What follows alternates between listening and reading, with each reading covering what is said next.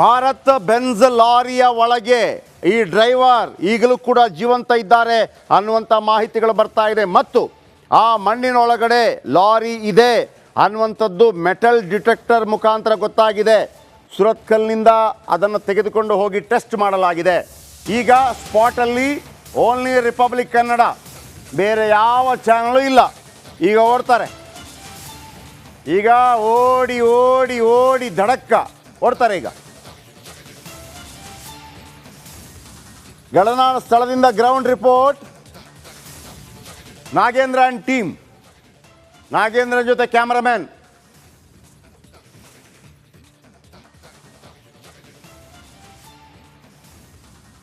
ರಾಕೇಶ್ ಮತ್ತು ನಾಗೇಂದ್ರ ನಿರಂತರವಾಗಿ ನೋಡಿ, ಈ ದೃಶ್ಯ ಎಲ್ಲೂ ಇಲ್ಲ. ಪಕ್ಕದ ಕೇರಳದ ಅರ್ಜುನ, ಈ ಫೋಟೋ ಕೂಡ ಯಾವ ಚಾನಲಲ್ಲೂ ಇಲ್ಲ. ನಿರಂತರ ನೇರ ಪ್ರಸಾರ ಬದುಕಿ ಬರೋ ತನಕ. ಆ ಕ್ರೇನಲ್ಲಿ ಮಂಕಾಳ ವೈದ್ಯ, ಸತೀಶ್ ಸೈಲ್ ಮತ್ತು ನಾಗೇಂದ್ರ. ಉಸ್ತುವಾರಿ ಸಚಿವರು ಇದ್ದಾರೆ, ಶಾಸಕರಿದ್ದಾರೆ. ನಾಗೇಂದ್ರ ಮತ್ತು ರಾಕೇಶ್ ನಮ್ಮ ರಿಪೋರ್ಟರ್ ಮತ್ತು ಕ್ಯಾಮರಾಮ್ಯಾನ್. ನಿರಂತರ ಮಾಹಿತಿ. ಅಲ್ಲಿ ಇದು ಹೇಗೆ ಗೊತ್ತಾಯಿತು ಹಾಗಿದ್ರೆ ನೋಡಿ, ಯಾರಿಗೂ ಐಡಿಯಾ ಇರಲಿಲ್ಲ ಅಲ್ಲೊಂದು ಲಾರಿ ಇದೆ ಅಂತೇಳಿ. 2 ಲಾರಿ ನೀರಿಗೆ ಬಿದ್ದಿದೆ. ಆಮೇಲೆ ಆ ಭಾರತ್ ಬೆಂಜ್ ಅವರ ಜೊತೆ ಮಾತಾಡಿದಂಥ ಚಿಟ್ಚಾಟ್ ಇದೆಯಲ್ಲ, ವೆರಿ ಇಂಪಾರ್ಟೆಂಟ್ ಚಿಟ್ಚಾಟ್, ಅದನ್ನು ಮತ್ತೆ ಮತ್ತೆ ಪ್ಲೇ ಮಾಡಿ ಅವರು ಹೇಳ್ತಾರೆ. ಲಾಂಗ್ ಚಿಟ್ಚಾಟ್ ಇದೆ ಅಲ್ಲಿ. ಆಮೇಲೆ ಭಾರತ್ ಬೆಂಜ್ನ ಸಂಪರ್ಕದಲ್ಲೂ ಕೂಡ ಆ ಲಾರಿ ಈಗಲೂ ಇದೆ. ಅವರು ಹೇಳ್ತಾರೆ 2 ಬ್ಲೂ ಲೈನ್, ಒಂದು ಭಾಗ ನದಿ, ಇನ್ನೊಂದು ಭಾಗ ಮಣ್ಣು. ಆ ಮಣ್ಣಿನ ಕೆಳಗೆ ಇದೆ ಅಂತ ನಮಗೀಗಲೂ ಕೂಡ ತೋರಿಸ್ತಾ ಇದೆ. ಹಾಗಾಗಿ 60 ಟನ್ ಮಣ್ಣು ತೆಗಿಬೇಕೀಗ. 60 ton if possible. Okay, Shivashankar ಅವರಿದ್ದಾರೆ, ರಕ್ಷಣಾ ಕಾರ್ಯ ಉಸ್ತುವಾರಿ. ಶಿವಶಂಕರ್ ಸರ್ ನಮಸ್ತೆ. ಸರ್ ನಮಸ್ತೆ ಸರ್, ನಾನು ಬೆಂಗಳೂರಲ್ಲಿ ಇದ್ದೀನಿ ಸರ್. ಬಟ್ ಅಲ್ಲಿಂದ ವಿಷಯ ಕಲೆಕ್ಟ್ ಮಾಡ್ತಾ ಇದ್ದೀನಿ. ಓಕೆ ಓಕೆ ಓಕೆ ಸರ್, ಈಗ ಅಲ್ಲಿ ನಮ್ಗೆ ಏನು ಇದುವರೆಗೆ 16ನೇ ತಾರೀಕಿಂದ ಇವತ್ತವರೆಗೂ ಏನ್ ನಡೀತಾ ಇದೆ ಘಟನೆ ತಮಗೂ ಗೊತ್ತಾಗಿದೆ. ಹೌದು. ಅದು ಇದುವರೆಗೆ ನಮ್ಗೆ 7 ಬಾಡಿ ಸಿಕ್ಕಿದೆ. ಹೌದು. 7 ಬಾಡಿಯಲ್ಲಿ 4 ಬಾಡಿ ಡಾಬಾದವ್ರದ್ದು ಕನ್ಫರ್ಮ್ ಆಗಿದೆ. ಹೌದು. ಲಕ್ಷ್ಮಣ್ ನಾಯಕ, ಶಾಂತಿ ಲಕ್ಷ್ಮಣ್ ನಾಯಕ, ರೋಷನ್ ನಾಯಕ, ಮತ್ತೆ ಅವರ ಬಾಬಾ ಒಬ್ಬರದು ಇನ್ನೊಂದು ಮಗುದು ಅವಂತಿಕ ಇರ್ಲಿ. ಈ 4 ಡಾಬಾದವ್ರದ್ದು ಅದು ಪಕ್ಕ ಗೊತ್ತಾಗಿದೆ. ಮತ್ತೆ ಏನು ನೀರಲ್ಲಿ ಮುಳುಗಿತ್ತು LPG ಟ್ಯಾಂಕರ್ 7722 ಅದೀಗ ಹೊರಗಡೆ ತೆಗೆದಿದಾರಲ್ಲ, ಹೌದು, ಅದ್ರದ್ದು ಡ್ರೈವರ್ ಚಿನ್ನಣ್ಣ ಅಂತ, ಅದು ಕನ್ಫರ್ಮ್ ಆಗಿದೆ. ಓಕೆ. ಮತ್ತೆ ಮೇಲ್ಗಡೆ ಡಾಬಾದ ಮೇಲ್ಗಡೆ ಒಂದು LPG ಟ್ಯಾಂಕರ್ ಇತ್ತು, ಅದ್ರದ್ದು ಬಾಡಿ ಸಿಕ್ಕಿದೆ, ಅದು ಮುರುಗನ್ ಅಂತ ಕನ್ಫರ್ಮ್ ಆಯ್ತು. ಓಕೆ. ಇಷ್ಟು 6 ಬಾಡಿ ನಮ್ಗೆ ಐಡೆಂಟಿಫೈ ಆಗಿದೆ. ಓಕೆ. ಬಟ್ ಇನ್ನೊಂದು ಬಾಡಿ, ಅರ್ಧ ಬಾಡಿ ಸಿಕ್ಕಿದೆ. ಅರ್ಧ ಬಾಡಿ ಯಾರ್ದು ಅಂತ ನಮ್ಗೆ ಗೊತ್ತಾಗ್ತಾ ಇಲ್ಲ.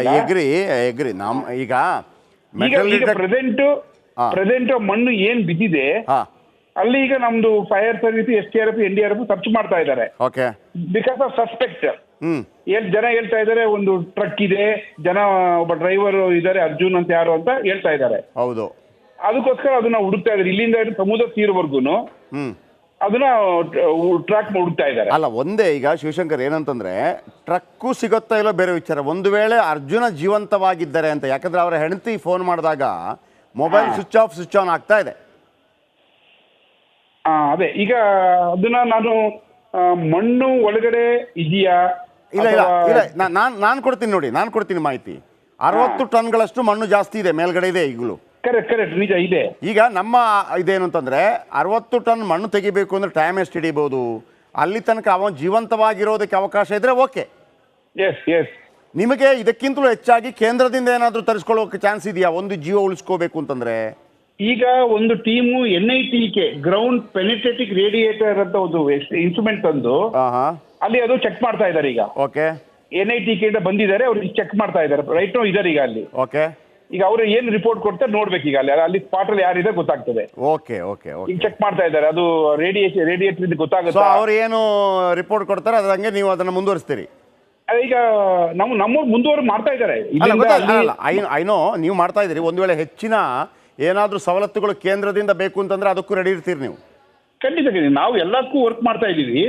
NITಗೆ ಏನ್ ರಿಪೋರ್ಟ್ ಕೊಡ್ತಾರೆ ನೋಡ್ಬೇಕು. ಈಗ ಅವ್ರು ಏನ್ ಖರ್ಚು ಮಾಡ್ತಾ ಇದ್ದಾರೆ, ಎಸ್ ಸರ್ ರೇಡಿಯೇಟರ್ ಏನು ಅವ್ರಿಗೆ ಗೊತ್ತಾಗ್ತಾ ಇದೆಯಾ ಅಂತ ಗೊತ್ತಾಗ್ಬೇಕೀಗ. ಖಂಡಿತ ರೈತರು ಈಗ ಸ್ಪಾಟ್ ಅಲ್ಲಿ ಇದ್ದಾರೆ. ಇಲ್ಲ ಖಂಡಿತ ನಮ್ಮೆಲ್ಲರ ಉದ್ದೇಶ ಏನಪ್ಪಾ ಅಂತಂದ್ರೆ ಒಂದು ಜೀವ ಉಳಿಯುತ್ತೆ ಅಂತಂದ್ರೆ ಏನ್ ರಿಸ್ಕ್ ಬೇಕಿದ್ರು ತಗೊಳ್ಳೋಣ. Thank you sir, thank you very much. Shivashankar ಹೇಳಿದರು ಅಲ್ಲಿ ರಿಪೋರ್ಟ್ ಈಗ ಕೊಡ್ತಾರೆ. ಒಂದು ವೇಳೆ ಕೇಂದ್ರದಿಂದ ಹೆಲ್ಪ್ ಬೇಕು ಅಂದರೆ ಮಾಡ್ಬೋದು ಅಂತ. ಈಗ ಕೇಂದ್ರದಿಂದ ತಂದು ಅಲ್ಲಿ ಫಾಸ್ಟು ಸೇನೆ ಏನಾದ್ರು ಒಂದು ಜೀವ ಉಳಿಸೋದಕ್ಕೆ ಆಮೇಲೆ ಇದು ಎಲ್ಲ ರಾಜ್ಯ ಸರ್ಕಾರ ಕೂಡ ಗಮನ ಹರಿಸಬೇಕು. ಕೇರಳದವನೇ ಆಗಿರ್ಬೋದು, ಆದರೆ ನಮ್ಮವ ಭಾರತದವ ಅದೆಲ್ಲ ಬೇರೆ. ಆ ವಿಚಾರ ಒಂದು ಜೀವ ಉಳಿಯುತ್ತೆ ಅಂತಂದರೆ ಯಾವ ಕಾರಣಕ್ಕಾಗೂ ಉಳಿಸ್ತೀವಿ ಅಲ್ವಾ? IPL ಮ್ಯಾಚ್ ಆದಾಗ ಟೀಮ್ಗಳು ಬೇರೆ ಇರುತ್ತೆ. ಇಂಡಿಯನ್ ಟೀಮ್ ಆದಾಗ ಒಂದೇ. ಈ ಸಂದರ್ಭ ಅದು T20ಯಲ್ಲಿ ಗೆದ್ದುವಲ್ಲ ಆ ಥರ. ಸೊ ಅರ್ಜುನ್ ಬದುಕಿ ಬರಲಿ, ನಿಮ್ಮೆಲ್ಲರ ಹಾರೈಕೆ ಇರಲಿ. ಏನಾಗಿದೆ, 2 ಲಾರಿ ಬಿದ್ದಿ, ಯಾರು ಗೊತ್ತಿಲ್ಲ, ಅದು ಮಣ್ಣು ಬಿದ್ದಿದೆ ಸರ್. 2 ಲಾರಿ ನದಿಗೆ ಬಿದ್ದಿದೆ. ಆದರೆ 1 ಲಾರಿ ಮೇಲೆ ಮಣ್ಣು ಬಿದ್ದಿದ್ದು ಗೊತ್ತೇ ಇಲ್ಲ. ಅದು ಭಾರತ್ ಬೆನ್ಸ್ ಅಲ್ವಾ, ಗಾಡಿನೂ ಭಾಳ ಸ್ಟ್ರಾಂಗ್ ಗಾಡಿ, ಏನು ಅಲ್ಗಾಡಿಲ್ಲ. ಓಕೆ, ಆದರೆ ಅದರ ಒಳಗೆ ಅರ್ಜುನ್ ಇದ್ದರು. ಉಳಿದವರೆಲ್ಲ ಇಲ್ಲಿ ಟೀ ಕುಡಿಯೋಕ್ಕೋ ಮತ್ತೊಂದೇನೋ ಇದಾಗಿದ್ದಾರೆ, ಡಾಬಾದವರು ಮತ್ತೊಂದು. ಸೊ ಹಾಗಾಗಿ ಮಣ್ಣು ತೆಗೆಯುವಂಥ ಕಾರ್ಯ ಇದು ನಮ್ಮಲ್ಲಿ ಮಾತ್ರ ಹೆಮ್ಮೆ ಅನ್ನೋದಕ್ಕಿಂತ ಹೆಚ್ಚಾಗಿ ಅದಲ್ಲ ನಮ್ಮದು. ಅವನು ಬದುಕಿ ಬರಬೇಕು. ಅದಕ್ಕಾಗಿ ನಿರಂತರವಾಗಿ ರಾಜ್ಯ ಕೇಂದ್ರ ಎಲ್ಲರನ್ನ ಎಚ್ಚರಿಸುವಂಥ ಮತ್ತು ಈ ಕಾರ್ಯಾಚರಣೆಯಲ್ಲಿ ಪಾಲ್ಗೊಳ್ಳುವಂಥ ಒಂದು ಪ್ರಯತ್ನ. Thank you very much. ನಮಸ್ಕಾರ, ಕರ್ನಾಟಕ ಪ್ರೈಮ್ ಟೈಮ್ಗೆ ಸ್ವಾಗತ. ನಾನು ಜಯಪ್ರಕಾಶ್ ಶೆಟ್ಟಿ. ಇಡೀ ಕರ್ನಾಡು ಇವತ್ತು ರೆಬೆಲ್ ಆಗಿ ನಿಂತಿದೆ. ಈ ಹಗರಣಗಳನ್ನು ಸದನದಲ್ಲಿ ಪ್ರಸ್ತಾಪ ಮಾಡಲು ಕೂಡ ಕಾಂಗ್ರೆಸ್ ಹಿಂದೇಟು ಹಾಕಿದ್ದೇಕೆ? ನಿಮ್ಗೆ ಸಂಬಳ ಅದಕ್ಕೆ, ನಿಮಗೆ ವಾಹನ ಅದಕ್ಕೆ, ನಿಮಗೆ ವೆಪನ್ ಅದಕ್ಕೆ, ನೀವು ಅದನ್ನು ಸೆರೆ ಹಿಡಿಬೇಕಾಗಿತ್ತು. ನೀವು ವಿದ್ಯುತ್ ಬರ ಇದೆ ಅಂತ ಹೇಳ್ತಾ ಇದ್ದೀರಿ, ಎಲ್ಲಿ ಬರ ಇದೆ ನೀವು ಹೇಳಬೇಕು. ಪಾಕಿಸ್ತಾನ್ ಆಕ್ಯುಪೈಡ್ ಕಾಶ್ಮೀರ್ ಅದು ಎಂದೆಂದಿಗೂ ನಮ್ಮದು. 40 ಮೆಷಿನ್ಗಳು ತಂದಿತ್ತು ನೋಟ್ ಎಣಿಸುವುದಕ್ಕೆ, ಅದೇ ಹಾಳಾಗಿತ್ತು. ಮಥುರಾದ ಗಲಾಟೆ ಇದೆಯಲ್ಲ, ಅದು ಸ್ಥಳೀಯವಾಗಿ ಕೂತು ಪರಿಹರಿಸಬಹುದಾದಂಥ ಕಾನೂನಿದೆ. ಗ್ಯಾರಂಟಿ ಯೋಜನೆಯಿಂದ ನಷ್ಟ ಆಗಿದೆ, ಲಾಭ ಆಗಿದೆ, ದಯವಿಟ್ಟು ಹೇಳಿ. Dawood Ibrahim most wanted criminal ಯಾವಾಗಾದ ಅಂದರೆ ಇಲ್ಲಿ ತನಕ ಭಾರತ ದೇಶದಲ್ಲಿ ಓರ್ವ ದಲಿತ ಪ್ರಧಾನಿಯಾದಂಥ ಇತಿಹಾಸವೇ ಇಲ್ಲ. ರಿಪಬ್ಲಿಕ್ ವರ್ಲ್ಡ್ ಆಪ್ ಇದು ಕೇವಲ ಅಪ್ಲಿಕೇಶನ್ ಅಲ್ಲ, ಸಮಗ್ರ ಸುದ್ದಿಗಳ ಸಂಪರ್ಕ ಮಾರ್ಗಕ್ಕೆ ಕ್ರಾಂತಿಕಾರಿ ಬದಲಾವಣೆ. ರಿಪಬ್ಲಿಕ್ ವರ್ಲ್ಡ್ ಆಪ್ ಕೇವಲ ಸುದ್ದಿ ಅಪ್ಲಿಕೇಶನ್ ಅನ್ನ ಪರಿಚಯ ಮಾಡ್ತಾ ಇಲ್ಲ, ಬದಲಾಗಿ ಡಿಜಿಟಲ್ ಸುದ್ದಿ ಬಳಕೆಯ ಹೊಸ ಯುಗಕ್ಕೆ ನಾಂದಿ ಹಾಡ್ತಾ ಇದೆ. ಇದೊಂದು ಬ್ರೇಕಿಂಗ್ ನ್ಯೂಸ್, ಪ್ರಭಾವಶಾಲಿ ಕಾರ್ಯಕ್ರಮಗಳಿಗೆ ಗಟ್ಟಿಯಾದ ವೇದಿಕೆ. ರಿಪಬ್ಲಿಕ್ ವರ್ಲ್ಡ್ ಅಪ್ಲಿಕೇಶನ್ ಈಗ ಲೈವ್ ಆಗಿದೆ. ಗೂಗಲ್ ಪ್ಲೇ ಸ್ಟೋರ್ ಮತ್ತು ಆಪಲ್ ಆಪ್ ಸ್ಟೋರ್ ಎರಡರಲ್ಲೂ ಲಭ್ಯವಿದೆ. ಈಗಲೇ ಡೌನ್ಲೋಡ್ ಮಾಡಿ.